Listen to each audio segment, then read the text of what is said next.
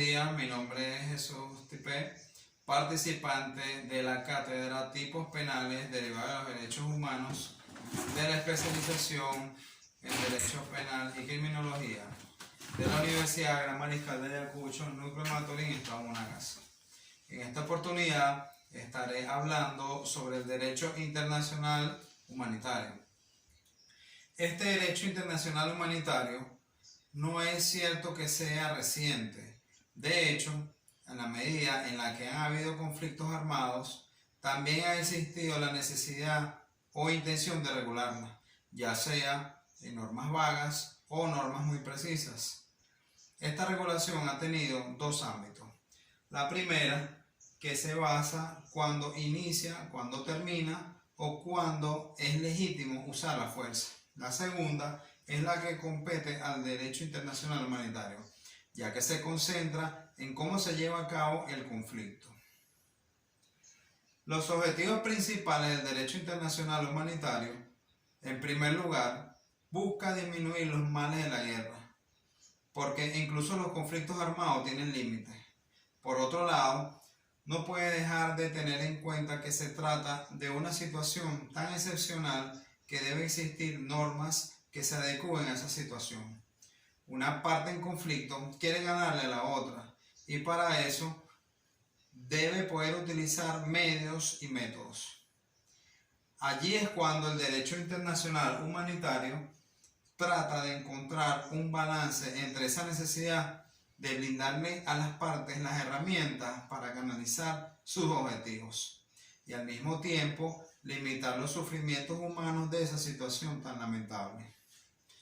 Entrando en contexto con relación al derecho internacional humanitario, podemos definir como el conjunto de normas que, por razones humanistas, buscan limitar los efectos de los conflictos armados a través de la protección de personas que no participan o que ya no participan en las hostilidades y de los bienes civiles, así como de las limitaciones de los medios y métodos de combate. El derecho internacional humanitario se aplica si y solo si existe un conflicto armado, ya sea internacional o no internacional.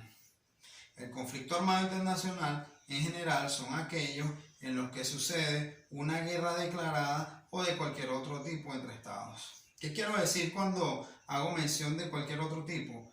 Que no tiene que ser necesariamente una guerra declarada. Otro tema de interesante es que no importa la intensidad de las hostilidades para definir que existe un conflicto armado internacional. Este se evidencia en los convenios de Ginebra de 1949. También habrá un conflicto armado en los casos de ocupación total o parcial de territorio.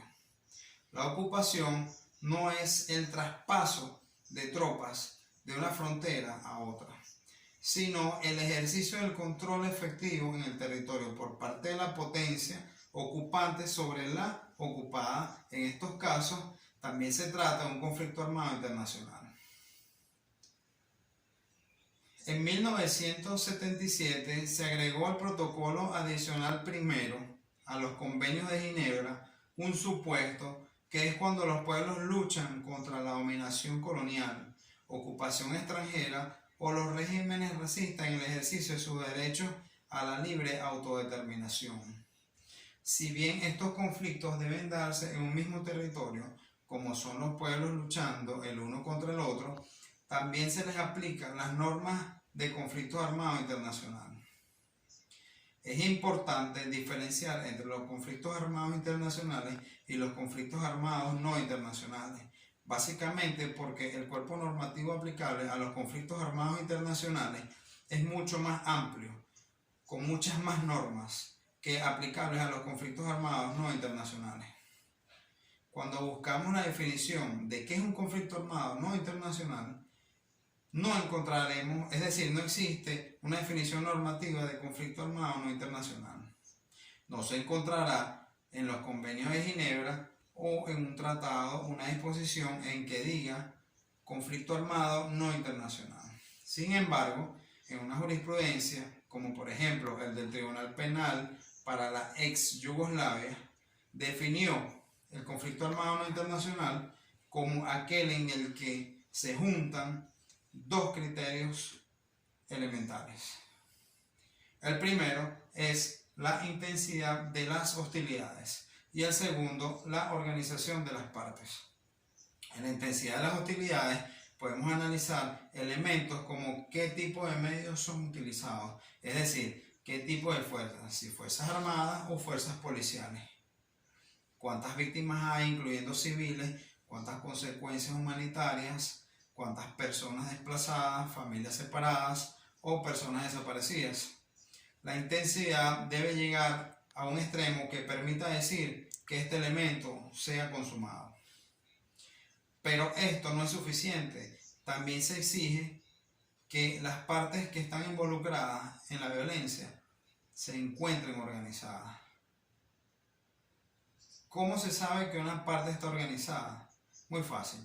Podemos ver elementos como exista una jerarquía, un mando responsable, la capacidad para reclutar personas y además si tiene control territorial, por ejemplo. Teniendo todos estos elementos, va a ser muy difícil negar que exista una organización. Si tenemos estos dos elementos, técnicamente estamos en presencia de un conflicto armado no internacional y deben aplicarse las reglas del derecho internacional humanitario. En cuanto a los principios del derecho internacional humanitario, tenemos tres: el de distinción, el de proporcionalidad y el de precaución. En el principio de distinción nos indica que hay que distinguir en todo momento entre personas que participan en las hostilidades y personas civiles. Y por otro lado, entre los objetivos militares y los objetivos civiles. Un objetivo militar es todo aquel objeto que por su naturaleza, ubicación, finalidad o utilización genera una ventaja militar para una de las partes. Entonces cualquier objeto que no entre en esta definición debe ser considerado un objeto civil. Ejemplo, un hospital, si es utilizado con la finalidad militar, podría convertirse en un objeto militar. Por eso es muy importante no utilizar bienes civiles como objetivo militar. Algunas armas también están prohibidas por el principio de distinción. Por ejemplo, las minas antipersonales, que no se sabe distinguir quiénes las están activando. O también las municiones en racimo, que se dividen en muchas partes desde su lanzamiento en el aire y pueden abarcar un terreno muy amplio sin distinguir a quién le afecta en su camino. El segundo principio es el principio de proporcionalidad. Esta es una regla en la conducción de hostilidad que nos dice que no podemos realizar un ataque si podemos prever que el mismo vaya a generar un daño civil superior a la ventaja militar concreta y directa. Entonces se trata de comparar el daño a bienes y personas civiles versus la ventaja militar concreta y directa. No se trata de una comparación de medios, no se trata de si una parte tiene un tanque y la otra tiene una pistola. Se trata más de la comparación de los potenciales efectos del ataque. Y por tercero, último, tenemos el principio de precaución. Este determina que se deben tomar los mayores cuidados en la planificación y ejecución de los ataques. E incluso hasta el momento mismo en que se va a realizar el ataque. ¿Cómo se traduce esto en la práctica? Bueno, tal vez avisar a los civiles de que se va a realizar un ataque para que puedan salir de los lugares donde va a realizarse. También elegir armas y tácticas que sean lo menos gravosas para la realización del ataque.